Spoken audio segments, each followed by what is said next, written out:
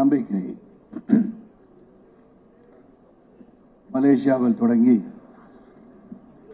இன்று சென்னை நோக்கி அனைவரின் நம்பிக்கையை பெற வந்திருக்கும் இந்த குழுமத்தின் நிறுவனர் அன்பு அண்ணன் இக்பால் அவர்களே, அறிவுரை வழங்கி ஸ்பெஷல் அட்வைசராக இருக்கின்ற சகோதரர் சாகுல் அவர்களே, இவரையும் அமைச்சு பெருமக்களே, பல்வேறு கட்சிகளை சார்ந்த தலைவர் பெருமக்களே, எனக்கு முன் பேசிய அமைச்சர் அன்பில் மகேஷ் அவர்களே, சீமான் அவர்களே, டாக்டர் சரவணன் அவர்களே, பேச இருக்கின்ற தலைவர் பெருமக்களை அனைவருக்கும் ஊடக, பத்திரிகை, புகைப்பட மற்றும் செல்போன் பிரியர்களே, உங்கள் அனைவருக்கும் அன்பு கலந்த மாலை வணக்கத்தை தெரிவித்துக் கொள்கின்றேன். நான் செல்போன் பிரியர் என்று சொல்லிவிட்டால் இந்த செய்தி, நான் பேசுகின்ற செய்தி மற்றவர்களை விட மிக வேகமாக சென்றடையும் என்ற ஒரு நம்பிக்கை எனக்கு இருக்கிறது. ஆகவேதான் அந்த செல்போன் பிரியர்களுக்கு நான் என்றுமே ஒரு நன்றியும் வணக்கத்தையும் தெரிவித்து விடுகின்றேன். நம்பிக்கை எனக்கும் பத்திரிகை உலகத்திற்கும் என்ன சம்பந்தம் என்று பார்த்தீர்கள் என்று சொன்னால், அதிக நேரம் நான் எடுத்துக்கொள்ள விரும்பவில்லை. என் பெரியப்பா ஆதித்தனார் அவர்கள் ஒரு காலகட்டத்திலே பத்திரிகை துவங்கும் போது அந்த காகிதத்தை காலையிலே அதை செய்வதற்கான முயற்சி எடுத்து காகிதத்தை உருவாக்கி அதை உலர வைத்து பிறகு அச்சிட்டு கையிலே கொண்டு சேர்க்கின்ற ஒரு பத்திரிகையாக தான் தினத்தந்தி உருவாக்கியது என்பது எனக்கு தெரியும். காரணம், என் பெரியப்பாவுடன் என் தந்தையாரும் அதில் சில நாட்கள் பயணித்தார்கள் என்பதை நான் சுட்டிக்காட்ட விரும்புகிறேன். அது என்னை பொறுத்தவரை ஒரு பத்திரிகை குடும்பத்தை சார்ந்த என்னை இந்த விழாவிற்கு அன்பு சகோதரர் சாகுல் அழைத்திருப்பது நான் மிகவும் மகிழ்ச்சி அடைகின்றேன். அதையும் தாண்டி சாகுல் எனக்கு இனிய உறவுக்காரர் என்று நான் சொல்லிக்கொள்ள முடியும்.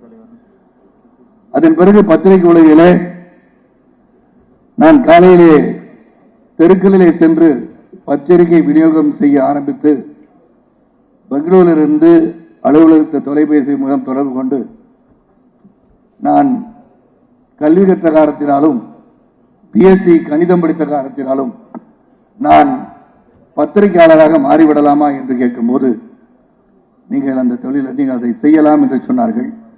ஆக நான் ஒரு பத்திரிகையாளர், பத்திரிகையை தெரு தெருவாக சென்று விநியோகம் செய்த ஒரு சைக்கிள் பையன்.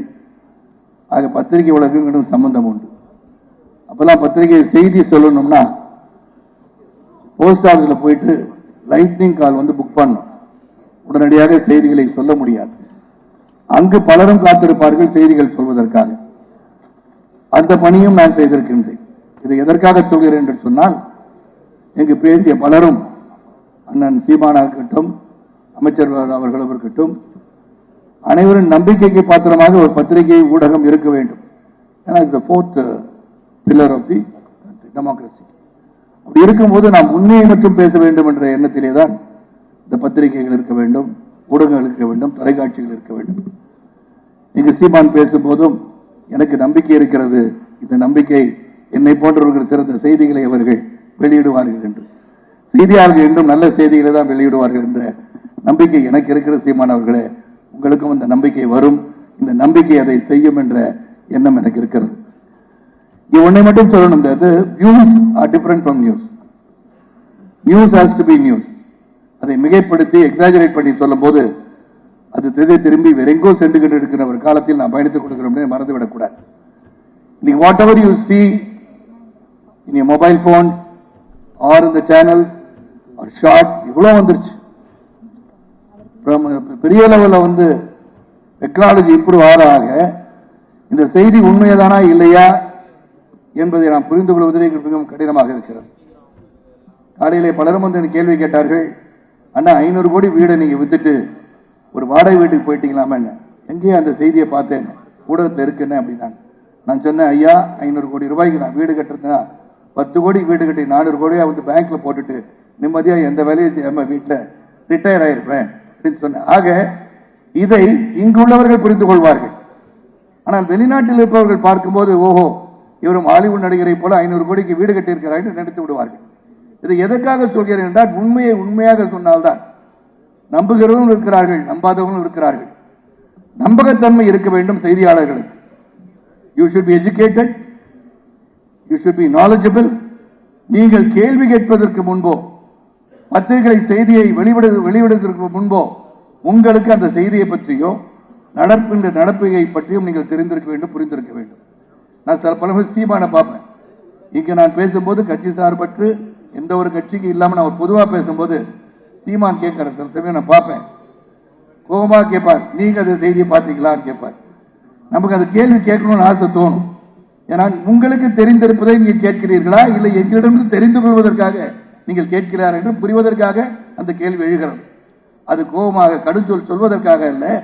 நீங்கள் கேட்கும் போது have you done your homework? நீங்கள் அந்த செய்திகளை வெளியிட நினைக்கும் போது அந்த செய்திகள் மக்களை சென்றடையும் போது அது உண்மையான செய்தியாக இருக்க வேண்டும். அதுதான் உண்மையான நம்பிக்கை. எனக்கு இந்த நம்பிக்கை குடும்பத்துடன் பழகும் போது இவர்கள் உறுதியாக, ஏன்னா 27 ஆண்டுகள் அவர்கள் பத்திரிகை நடத்திருக்கிறார்கள். அதன் பிறகு இனிமே இது டிஜிட்டல் உலகம் என்று மாறும்போது நாமும் மாற வேண்டும், மாற்றிக்கொள்ள வேண்டும் என்று 4 ஆண்டுகளாக நம்பிக்கை மலேசியாவில் உலா வந்திருக்கிறது. இப்போது சிங்கப்பூர், சென்னை, அதாவது தமிழ்நாடு, இந்தியா, துபாய் செல்ல இருக்கிறார்கள். சீமான் அவர்கள் சொன்னது போல வேறாக பல நாட்களும் நீங்கள் செல்ல வேண்டும். நம்ம தமிழ் சமுதாயத்தையும் இந்திய மக்களையும் ஒருங்கிணைப்பதற்கு ஒரு பாலமாக நீங்கள் அமைவீர்கள் என்ற நம்பிக்கை இருக்கிறது. ஆக நீங்கள் ஆரம்பித்திருக்க நேரம் தேர்தல் காலம்.